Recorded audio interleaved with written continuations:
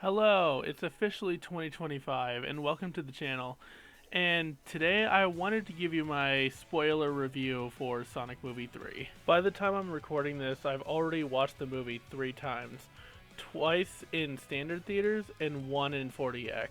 And I just want to give you my spoiler thoughts on Sonic Movie 3. And if you somehow haven't watched the movie yet, go watch it, like right now, and return to this video, because this movie is fantastic and I will be spoiling the absolute hell out of this movie, so go watch it first. So with that said, let's get into the review. So Sonic 3 is almost perfect in my opinion. I grew up with Sonic Adventure 2 and Shadow the Hedgehog, so my childhood and introduction to the Sonic franchise was Shadow the Hedgehog. So it's safe to say that Shadow is my favorite character of the franchise, which is probably the coldest take I will ever have on this channel. And part of me was really worried about them tackling Shadow's character, but I owe Jeff Fowler and his team a huge apology for doubting them. This might just be recency bias speaking, but I do believe that this is the best Shadow depiction that we have had across any Sonic media ever. Keanu just does a great job as Shadow in this movie.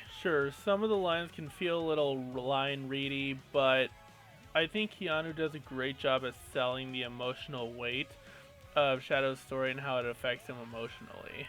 Another standout in terms of performances is Jim Carrey as both Dr. Ivo Robotnik and Gerald Robotnik.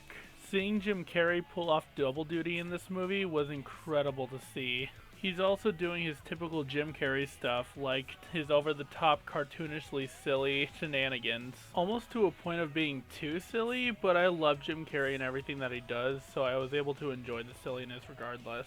And by the end of the movie, he somehow ended up making me cry. After Sonic and Shadow went super together to stop the Eclipse Cannon from shooting the Earth in an absolutely peak scene that we'll get to later in the video, and killing his father in possibly the funniest death scene I've ever seen in a movie. The Eclipse Cannon starts to go nuclear after the shot to the moon overloads it, and Eggman decides to sacrifice himself to buy Shadow enough time to push it away from Earth to not affect it. While doing that, he actually makes an announcement to Stone declaring that he's always seen Stone as a friend, and this scene made me cry because it's just so sweet. And going from sweet to peak, I absolutely love the last 30 minutes of this movie. Sonic goes super to stop the Eclipse Cannon and then grabs Shadow from it, and then crashes down to Earth where Shadow punches the emeralds out of Sonic. Then they both jump towards the emeralds and both go super to fight. And maybe after this in Amphibia, I need to start watching Dragon Ball Z because I clearly love the fighting styles. At the end of their little fight, Shadow lectures Sonic about leaving his friends in pursuit of revenge, because early in the movie Shadow hurts Tom, and I totally wasn't worried about him. Well, what makes you think that I was worried that they were going to kill him off? Like, obviously they're not going to, right? Then after Shadow ticks Sonic off, he punches Shadow out of his super form and to the moon. Freaking awesome. Sonic is about to finish the job, but then Shadow points to his chest, and that reminds Sonic of a conversation that he had with Tom earlier in the movie, where Tom basically told him that even though he's experienced all this pain with losing Longclaw, but he didn't let that pain change who he was in his heart. And that makes Sonic realize that revenge is wrong, and then after he lets Shadow go, they have a heart-to-heart on the moon in a great scene that honestly I can quote perfectly even after only watching the movie 3 times. This conversation makes Shadow realize that he really screwed up, so in order to fix it, he and Shadow dabs each other up, go super together, as freaking Live and Learn plays on the soundtrack. Yes! What is going on in here? Sorry. I just can't believe they actually did it. But anyway, they both go super together, fly off towards the Eclipse Cannon, and then fight a bunch of robots that Gerald sent their way. The highlights of this fight includes Live and Learn still playing on the soundtrack, this time a beautiful orchestral version, Sonic and Shadow hitting the SA2 pose, this time in their super forms, and Shadow using freaking Chaos Spears, which is freaking sick to see. And this absolute peak is intercut with Jim Carrey basically fighting himself. It is pretty silly and cartoonish, but I still like it. And by the end of the movie, in the same explosion that kills Eggman, Shadow also sacrifices himself to save Earth. And Tom is revealed to still be alive. Yes, yes, I knew it. I knew he wasn't dead. I wasn't worried.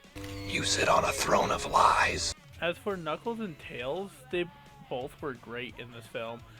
Knuckles was funny as always, and Tails even got a bigger role in this movie compared to the second one. He even gets an adorable scene with Stone where Stone calls him adorable. And I surprisingly haven't seen much people talking about Alila Brown's performance as Maria Robotnik, so I'm gonna do that. I think she did great.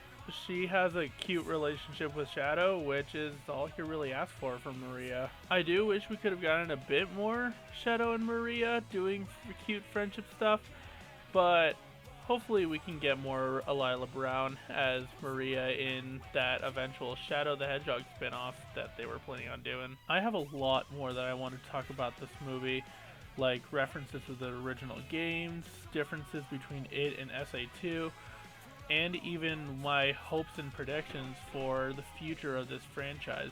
But I will talk about all those in future videos between January and February. And yeah, we have reached the end of the video. Basically, I loved this film. This film was incredible, and I will be there day one to support whatever Jeff and his crew has left for this franchise. And if you guys enjoyed this video, don't forget to leave a like and subscribe, and I'll see you in the next one. Bye. I thought I had it all together, but I was led astray. The day you walked away, you were the clock that was ticking in my home. Changed my state of mind. Ladies and gentlemen, Love so hard to find. we got him. Yeah, right, as if I'm gonna end this video without talking about the post-credit scenes. I'll start off with the second one because it's definitely the least interesting. Not that it's not interesting, but it basically just shows Shadow's inhibitor rings in a crater, and then Shadow's feet suddenly appear and he picks up the inhibitor rings, proving that he did not die, which, like, yeah, obviously he didn't die. Why? I like money. And the mid-credit scene shows Sonic finishing a race that he, Knuckles, and Tails started, but he overshoots the finish line and winds up in New York. And in the background, lightning shoots down and reveals that Metal Sonic has joined the franchise in a very Terminator-like entrance. Metal Sonic then tries to shoot Sonic with some kind of energy blaster, but Sonic dodges it. Sonic then starts to taunt Metal Sonic in a way that makes him sound a lot like his video game counterpart, all cocky. But then many more Metal Sonic come appearing out of the darkness and start lunging at him, trying to ambush him. But then suddenly a pink hammer comes out of nowhere and just starts smashing all of them to bits. Then it's revealed that Amy is gonna be in the next movie, which is super exciting, and hopefully she's voiced by Anna Kendrick. But yeah, that's all I have for the video. If you haven't watched the movie yet, go watch it. Even if you have, watch it a second, third, maybe fourth, fifth time. I want this movie to be Mufasa. Anyways, bye.